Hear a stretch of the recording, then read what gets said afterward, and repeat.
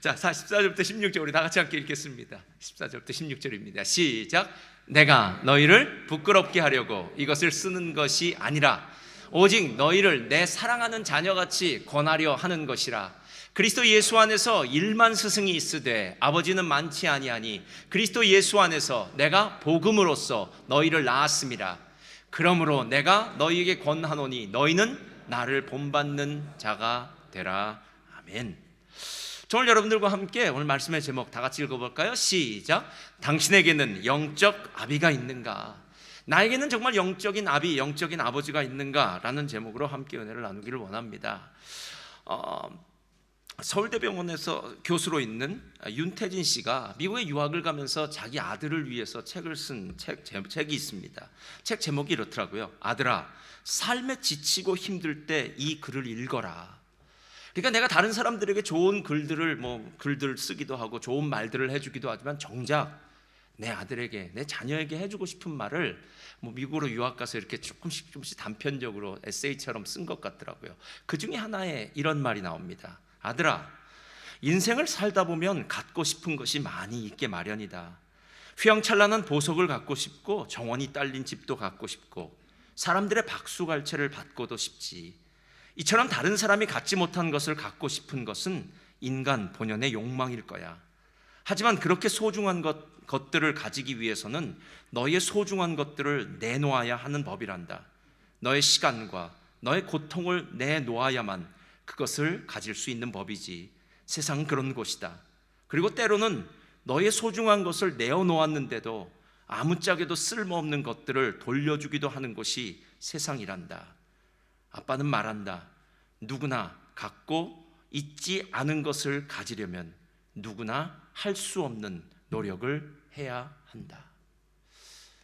정말 아버지의 조언인데 이런 아버지 둔 아들 얼마나 행복할까? 이 아들은 이런 아버지가 진짜 좋다는 걸 알고 있을까? 라는 생각이 들 정도로 좋은 아버지에 대한 갈망이 생기는 글이 아닐까라는 생각이 들었습니다. 좋은 아버지를 두고 있는 것은 진짜 행복한 겁니다. 그렇다고 해서 꼭 아버지만 아니라 어머니도 마찬가지겠죠.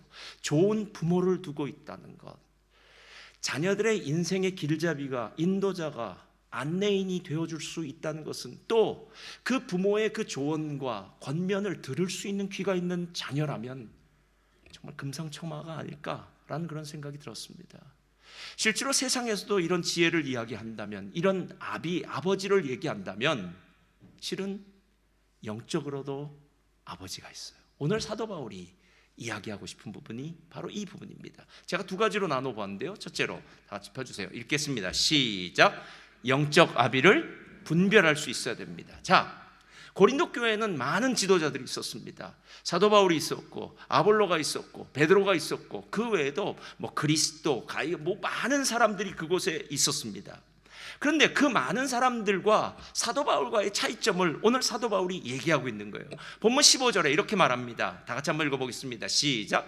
그리스도 안에서 1만 스승이 있으되 아버지는 많지 아니하니 그리스도 예수 안에서 내가 복음으로써 너희를 낳았음이라. 복음으로써 너희를 낳았다고 이야기합니다. 우리가 읽지는 않았지만 그 앞절의 14절에 보면 뒤편에 이렇게 얘기해요. 오직 너희를 내 사랑하는 자녀같이 권하려 하는 것이라 라고 이렇게 이야기합니다. 여기서 단어가, 실은 이 단어가 조금 우리들에게 이해가 어렵거나 좀 오해할 수 있는 단어가 있는데 그것이 뭐냐면 스승이라는 단어예요.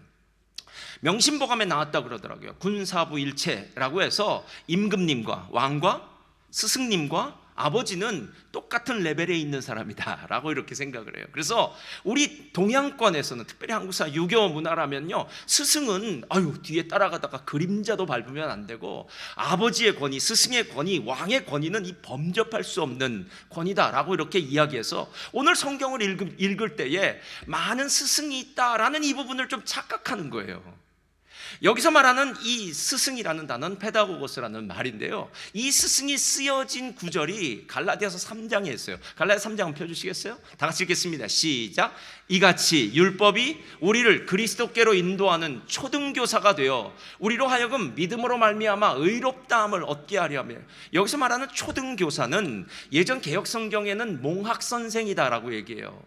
이 말이 무슨 말이냐면 정말 고결한 스승, 모든 것을 다 바치고 그 배움을 받고 싶어하는 그런 스승이 아니라 옛날에는 이 당시에는 아버지가 그 가정의 아버지이기도 하지만 그 가정에는 보스이기도 합니다. 왜냐하면 어디 나가서 일하지 않고 집안에서 일했을 테니까 뭐 만약에 밭이 있다거나 뭐 목장을 경영한다면, 양들을 키운다면 아버지가 그 일들, 그 직업의 또 보스이기도 하고요. 그러니까 아버지란 사람이 모든 것에 다 영적 권위를 갖고 있는 사람이에요. 그런데 영적 권위를 갖고 있는 아비와 이 스승은 좀 다른데, 그 당시의 사회에서는 노예들 중에 똑똑한 사람들을 골라서 전문 가르침의 분야를 이렇게 주어서 자기의 아들이죠, 나의 후사를 잇고 이 가업을 이을 아들이 어렸을 때는 노예의 손에 붙여서, 가르치는 교사 노예의 손에 붙여서 그 노예로 하여금 내 아들을 가르치게 했던 것, 그리고 시간이 지나서 이제 아들이 성장하면 더 이상 이 노예 교사는 위에 있던 사람이 아니라 밑으로 내려가는 것, 이게 몽학선생, 초등교사, 오늘 말하고 있는 스승의 의미다라는 거예요. 그러니까 만약에 우리 자녀에게 음악도 가르쳐야 되고 체육도 가르쳐야 되고 수학도 가르쳐야 된다면, 오늘 성경이 이야기하고 있는 그리스도 안에서 일만 스승이 있을 수 있다라는 말이 이해가 되는 거예요. 이 사람이 수학이 부족하면 수학선생, 이 사람이 음악이 부족하면 음악선생, 이렇게 여러 선생을 둘 수가 있다라는 겁니다. 하나님이 아볼로도 보낼 수 있고 베드로도 보낼 수 있고 뭐 마가도 보낼 수 있고 마태도 보낼 수 있고 요한도 보낼 수 있고 많은 지도자들을 보낼 수 있다. 이 사람들은 스승일 수 있다. 그러나 나는 다르다라는 거예요. 여러분, 사도 바울이 오늘 이야기하는 걸 잘 들으셔야 돼요. 오늘 사도 바울이 스스로 이렇게, 나는 그리스도 예수 안에서 너희를 복음으로써 내가 낳았다라고 이렇게 얘기합니다. 그러니까 일만 스승이 있을 수는 있지만 진짜 너를 그리스도 예수 안에서 낳고 양육하고 그리고 책임지는 사람 한 사람밖에 없다라는 것입니다. 이게 정말 중요해요. 왜 사도 바울이 이 이야기를 하냐면은, 사도 바울이 지금 이 고린도 교인들이 다 사사기 시대의 사람들처럼, 아니 나는 이 사람 좋으니까 이 사람 따라갈래, 난 저 사람 좋으면 저 사람 따라갈래 하면서 사도 바울의 권위를, 그러니까 영적 권위를 다 무시하고 자기 소견에 옳은 대로 자기가 원하는 지도자들을 따라가더라는 거예요. 예를 들면 이런 거랑 같습니다. 여러분, 우린 호주에 살고 있습니다. 이민지에 살고 있어요. 제가 어느 분을 만났더니 정말 저에게 이렇게 얘기하더라고요. 본인은 한국에서 큰 교회를 다니다 왔대요. 좋은 교회를 다니다 왔대요. 저도 좋은 교회 다녔습니다. 그랬죠. 그래서 한국에 다 좋은 교회죠. 무슨 교회, 안 좋은 교회가 어디 있습니까? 내가 다닌 교회인데 다 좋은 교회를 다녀요. 그랬더니 한국에 있는 목사님 얘기를 하더라고요. 유명한 목사님이시더라고요. 방송에도 많이 나와. 저는 그 목사님의 성도입니다라고 얘기하더라고요. 그래서 그러냐고. 그럼 왜 우리 교회를 다니고 계시죠? 여러분, 이 로컬 교회는요, 옮겨지면 여기 사람입니다. 그래서 제가 다시 물어봤어요. 그 목사님이 집사님 잘 아시나요? 잘 모른대요. 집사님 어려울 때 누구한테 기도 부탁하세요? 그럼 어려울 땐 그 목사님한테 기도 부탁하지 않는데요. 그럼 어떻게 그 목사님이 나의 멘토, 영적 아비라고 얘기하십니까? 왜냐하면 매일 인터넷에 설교가 나오니까 그 설교를 들으면서 저는 영적 아비라고 생각합니다. 여러분, 영적 아비가 아니라 스승입니다. 그건. 아비와 아들은 관계가 달라요. 배우고 가르침을 받는 관계가 아니에요. 요즘 동영상이 하도 좋은 게 많으니까 동영상만 틀어놔도 많은 것들을 배울 수 있습니다. 예전에 시집 갈 때는 여자들이 뭐 갖고 간 줄 아세요? 요리 대백과사전 갖고 갔습니다. 요즘은 핸드폰만 있으면 됩니다. 왜냐하면 백종원 씨 찾으면 다 나와요. 여러분, 실제로 그건 스승이에요. 스승이요. 무언가 내가 모르는 것들을 배우고 내가 가야 될 길을 가르쳐주는 사람, 이 사람은 스승이에요. 아비는 틀려요. 아비는 나와 관계가 있는 사람이에요. 어렵고 힘들 때는 부탁하는 사람이에요. 그리고 어렵고 힘들 때 그 사람의 도움을 받기도 하고 하면서 그 사람과의 관계가 있는 사람이 아비인데, 이 영적 아비와 아들의 관계를 잘 모르니까 고린도 교회는 이 사람도 찾았다, 저 사람도 찾았다. 교회가 4분 5열되어서 각 사람이 자기가 좋아하는 영적 지도자들을 따라서 다 가다 보니까 교회는 완전히 만신차이가 돼버리고 말았다라는 것입니다.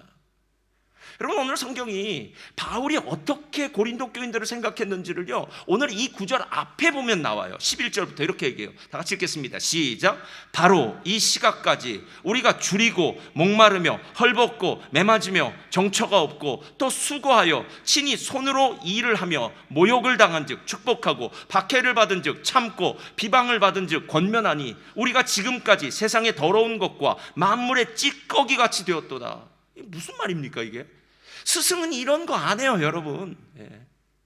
스승은 그냥 가르치면 됩니다. 요한복음 10장을 보니까요, 둘로 나눠지더라고요. 양을 키우는데 하나는 사꾼 목자가 나오고요, 하나는 선한 목자가 나와요. 사꾼 목자의 특징은 무엇입니까? 이 양은 내 양이 아니니까 이리와 늑대가 오면 도망가죠. 아니, 내가 왜 괜히 내 목숨을 내놓고 위험 상황 속에 빠뜨립니까? 그런 일 안 합니다. 이건 내 거 아닙니다. 나는 돈 받고 상리를 하는 것일 뿐이니까 딱 돈 받은 만큼 하겠습니다 라고 얘기하는 거예요. 그리고 위험? 노. 그거는 나 컨트롤이 안 써 있으니까 나랑은 상관없습니다. 선한 목자는 양을 알고요, 양도 자기를 알고요, 양을 위해서 목숨을 버리는 사람이 선한 목자라고 얘기하는 거예요. 여러분, 누군가와 관계한다면, 누군가로부터 좋은 것들을 배울 수 있다면 많은 스승이 있을 수 있습니다. 저도 많은 스승이 있습니다. 그러나 정작 제가 가장 힘들고 어려울 때 저를 정말 책임지며 저에게 진짜 영적 아비로서 저를 도와줄 수 있는 사람은 많지 않아요, 여러분. 뭐 많지 않다는 말이 좀 우습지만요.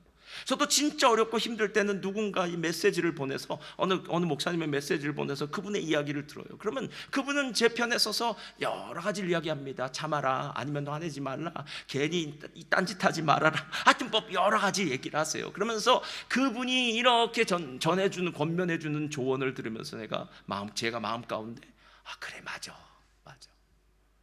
그러니까 많은 스승과는 다르게 이 아버지의 조언과 권면과 가르침과 인도함은 훨씬 더 개인적이다라는 거예요. 그러니까 사도 바울이 지금 이 얘기를 하고 있는 거예요. 고린도 교인들이요, 내가 당신들을 위해서 지금까지 고난당한 것 왜 모르냐는 거예요. 왜 모르냐? 이 교회를 처음에 개척하기 위해서 당했던 어려움들, 이 교회를 운영하면서 했던 여러 가지 어려움들 다 왜 모르냐라는 거예요. 그래서 사도 바울이 조금 심하게 얘기했나 봐요. 그래서 14절엔 이렇게 말합니다. 내가 너희를 부끄럽게 하려고 이것을 쓰는 것이 아니라 오직 너희를 사랑하는 자녀같이 권하려 하는 것이라, 이렇게 얘기하는 거예요. 제가 알고 있는 목사님 중에 고아 목사님이 한 분 계세요. 이분이 이렇게 얘기하더라고요. 오후에 해가 어스름할 때 되면 다른 친구들은 모두 돌아갈 가정이 있대요. 그런데 자기는 돌아갈 가정이 없대요. 여러분, 잠을 자는 곳은 집입니다. 그러나 가정은 틀려요. 가정은 부모가 있는 곳, 형제가 있는 곳이 가정이겠죠. 고아이기 때문에 부모가 없어요. 없는 게 아니라 어딘간 있겠죠. 그러나 부모 없이 따로 떨어져서 삶을 사는 거죠. 형제도 없습니다. 세상에서 제일 불쌍한 사람이 고아라는 거 아세요, 여러분? 왜 고아가 그토록 불쌍할까요? 기댈 언덕, 비빌 언덕이 없잖아요. 기댈 데가 없잖아요. 아버지만 있다면, 부모님만 있다면, 내가 어렵고 힘들 때에 그 부모님이 내 마음 알고 나를 도와줄 텐데, 어떤 상황에서도 내 편에 서줄 텐데, 저는 우리 교인과 다른 교인이 싸우면 우리 교인 편듭니다. 할렐루야.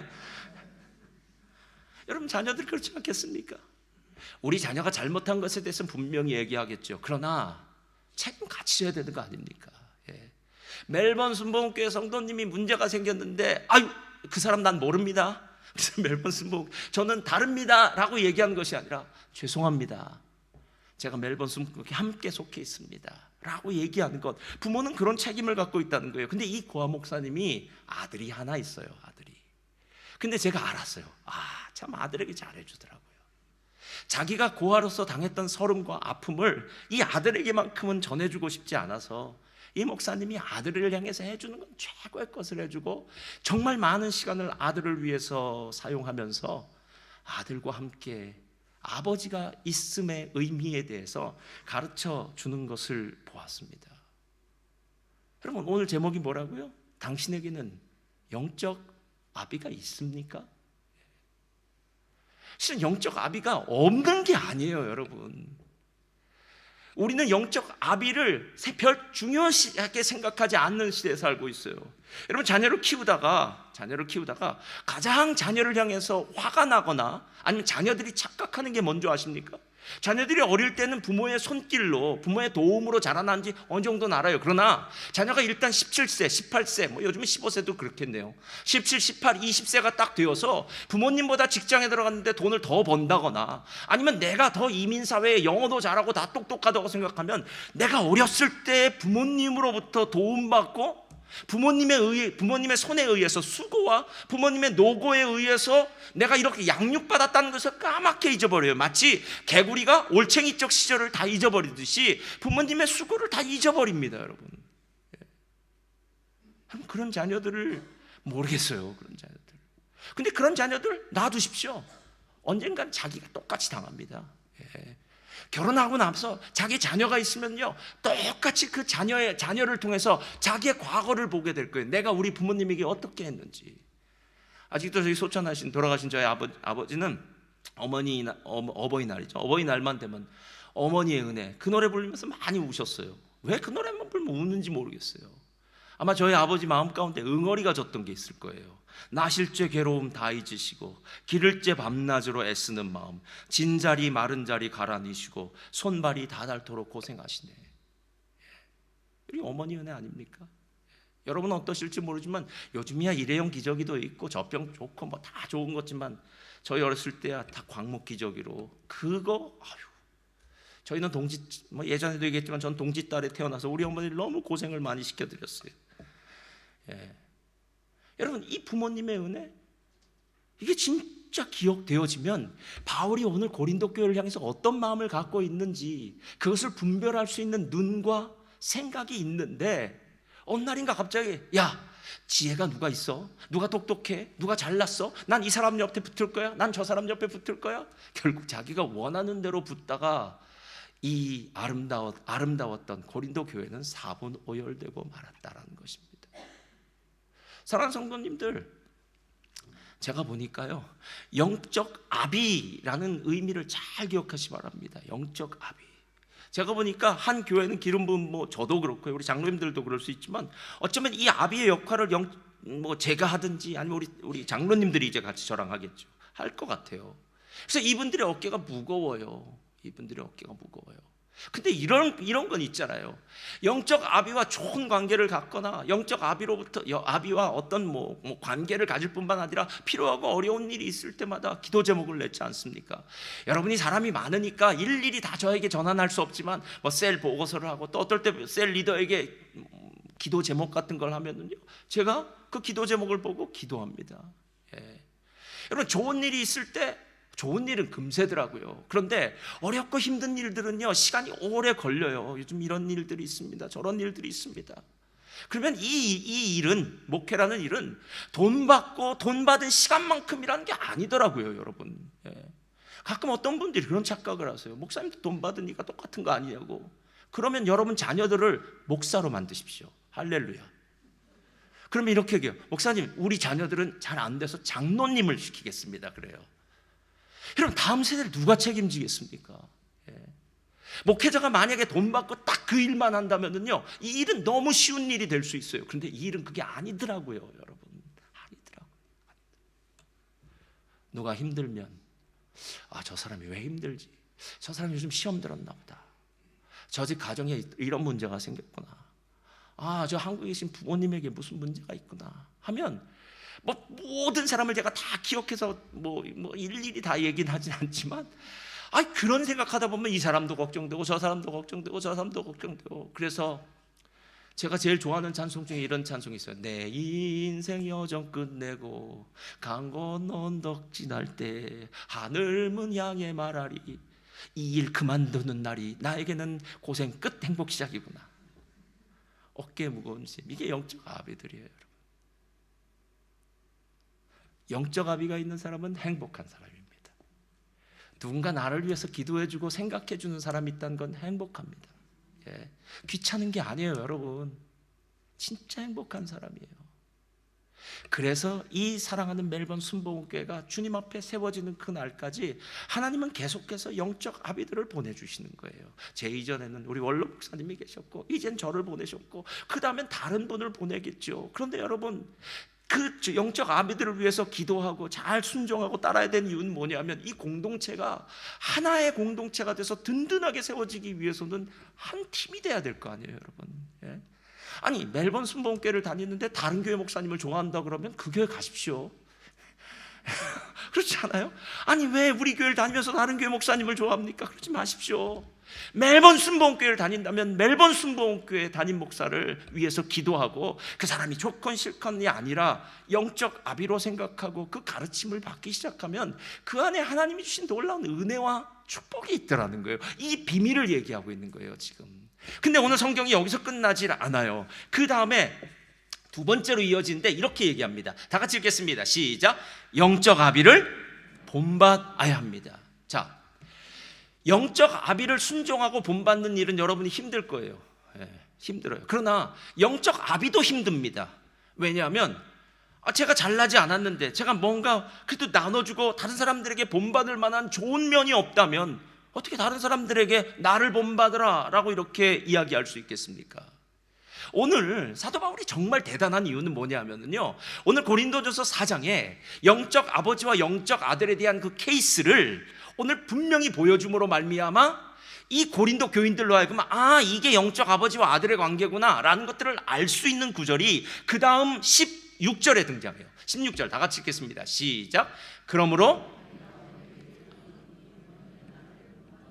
자, 그리고 17절, 17절 시작. 이로 말미암아 내가 주 안에서 사랑하고 신실한 아들 디모데를 너희에게 보내었으니. 누굴 보냈다고요?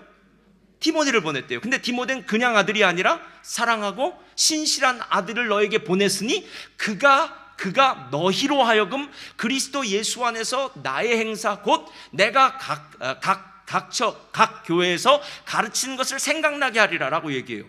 그러니까 영적 아비와 아들과의 관계를 고린도 교인들이 잘 모르고 이 사람도 쫓아가고 저 사람도 쫓아갔다면 내가 디모데를 보내줄게. 디모데와 나와의 관계는 영적 아비와 아들의 관계야 라고 얘기하는 거예요. 여러분, 사도 바울이 14권의 서신을 썼는데 그 14권의 서신 중에 제일 마지막 서신이 디모데전서와 디모데후서예요. 디모데는 사도 바울의 영적 아들이었는데요, 그때 디모데 전후서를 시작하면서 이런 식으로 이야기해요. 믿음 안에서 참 아들 된 디모데에게 편지하노니, 이렇게 얘기해요. 사랑하는 아들 디모데에게 편지하노니 라고 이런 식으로 얘기해요.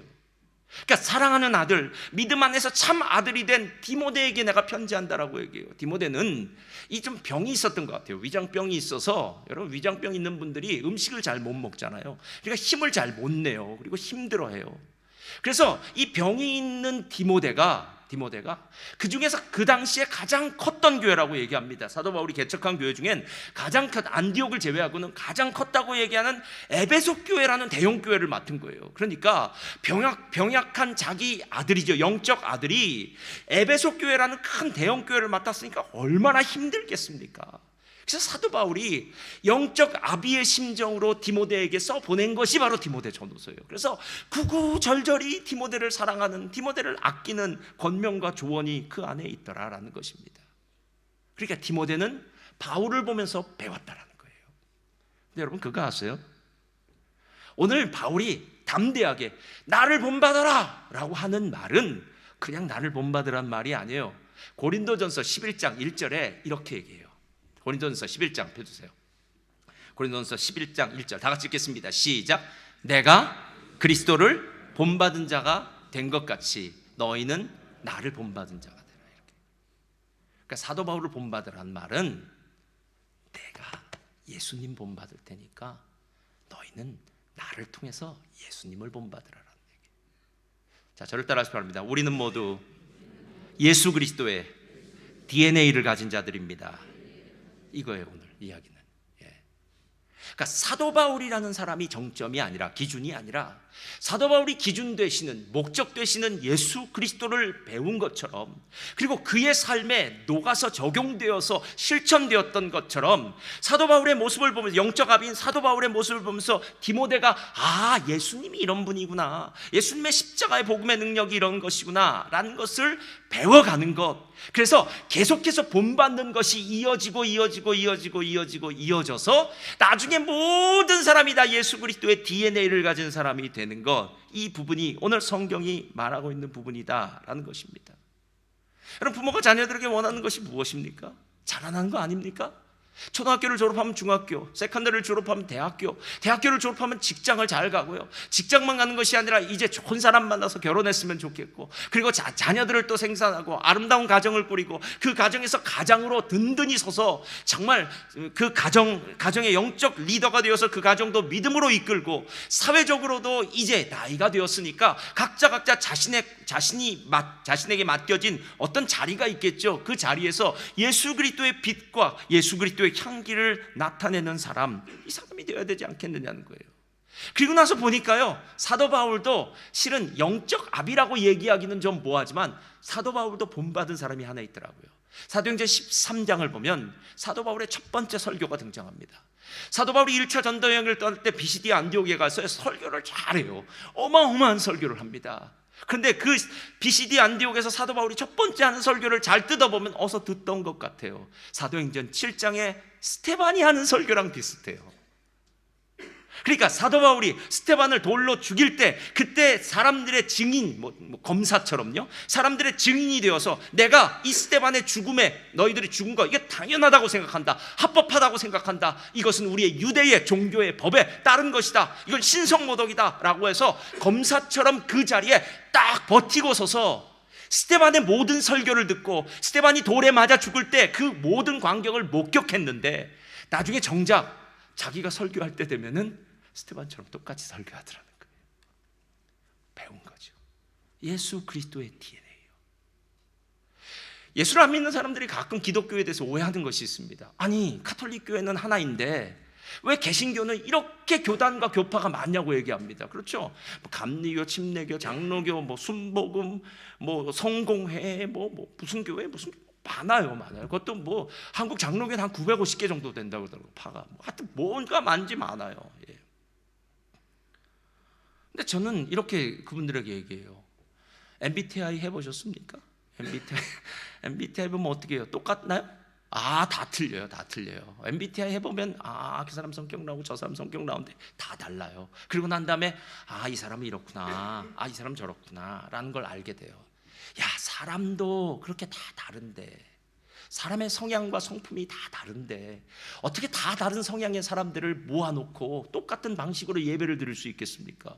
어떤 사람은 손뼉 치며 박수 치며 우리 박 목사처럼 정말 다윗처럼 춤을 출 수도 있고, 어떤 사람은 저런 꼴배기 싫다 그래가지고 조용한 교회 갈 수도 있고, 어떤 사람은 소리 내서 기도하는 거 싫어하고, 어떤 사람들은 소리 안 지르면은 내 속에서 불이 타는 것 같아서 안 된다고 해서 소리 지르는 기도원 찾아다니고, 여러분 사람마다 다 틀릴 수 있다는 거예요. 그러나 틀린 형태의 예배와 틀린 형태의 찬양과 기도는 있을 수 있을지 몰라도, 개신교의 모든 교회는 누구의 DNA요?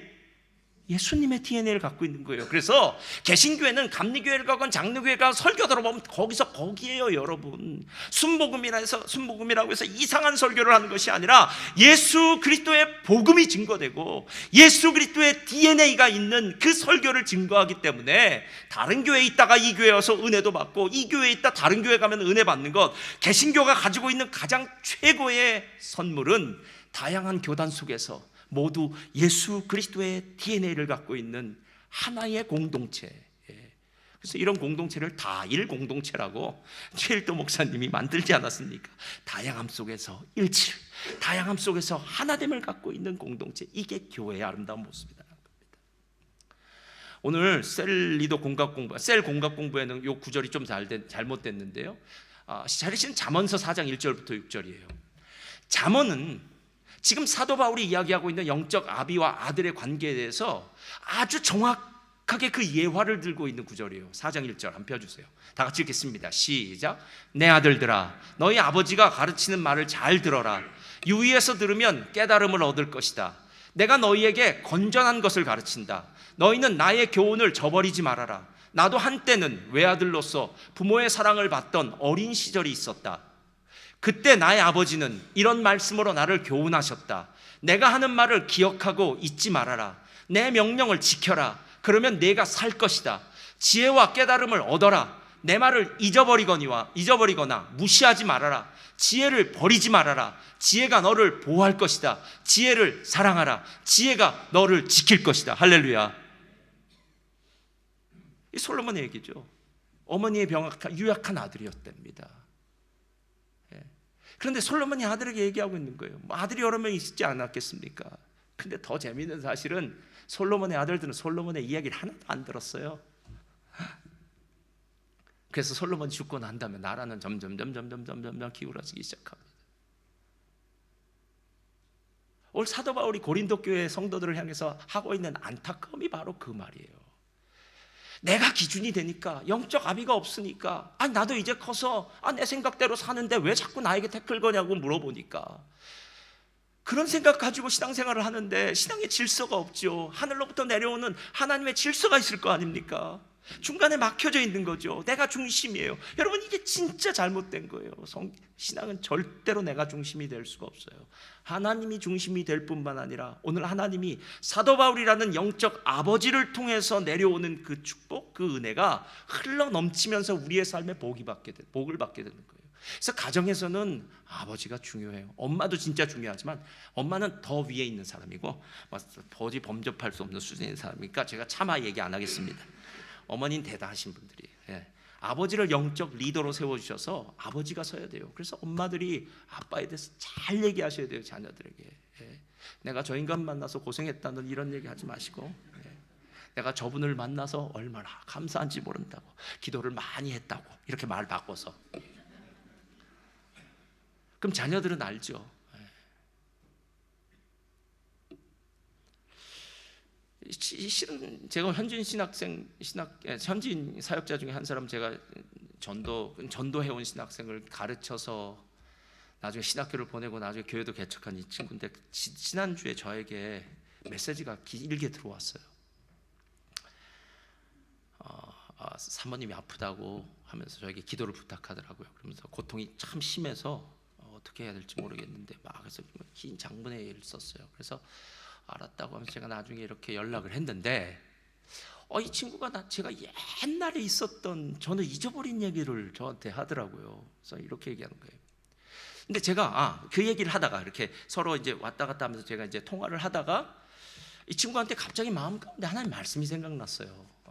이 친구는 저를 영적 아비, 영적 멘토처럼 생각하니까 갑자기 로마서 8장이 막 가슴에 와닿고요. 세상에 어떤 것도 범접할 수 없는, 이길 수 없는 예수 그리스도가 붙들고 있다는 거. 그래서 로마서 8장 28절 모든 것이 합력하여 선을 이룬다는 그 말씀 뒤편으로 쭉 읽고 한 절 한 절씩 묵상해라, 단어 하나씩 묵상해라 라고 이렇게 얘기를 하니까 그 친구가 저에게 예전에 제가 했던 말을 기억하고 하더라고요. 이렇게 얘기하는 거예요. 자기는 옛날에 신학교 들어가기 전에 제가 자기한테 했던 말이 있대요.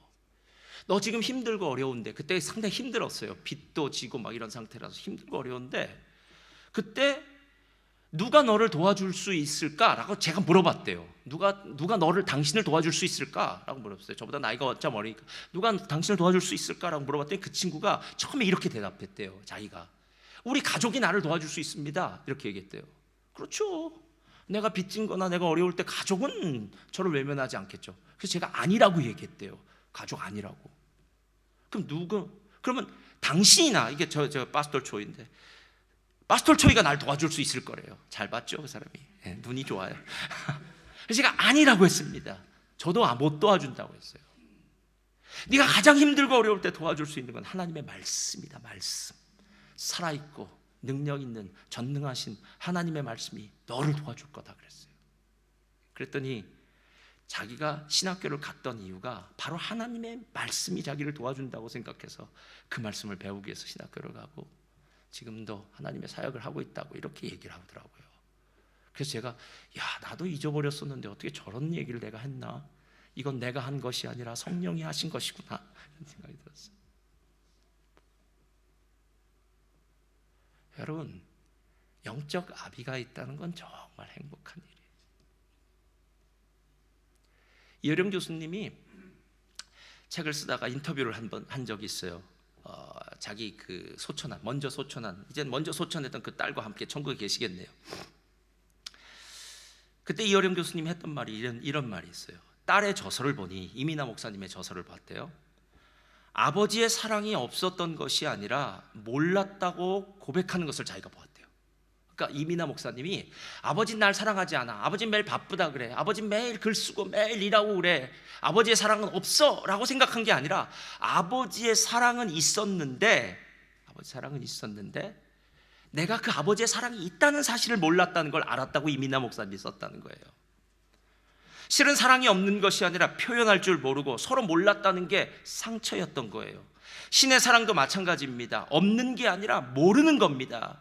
저에게 가장 감동적인 장면, 이 이어령 교수님의 말이에요. 실제로 아버지와 상처 때문에 3년간 말을 하지 않았던 한 딸이, 우리 딸이죠, 이민아 목사님의 글을 읽고 난 다음에 아버지에게 말을 걸었다는 거예요.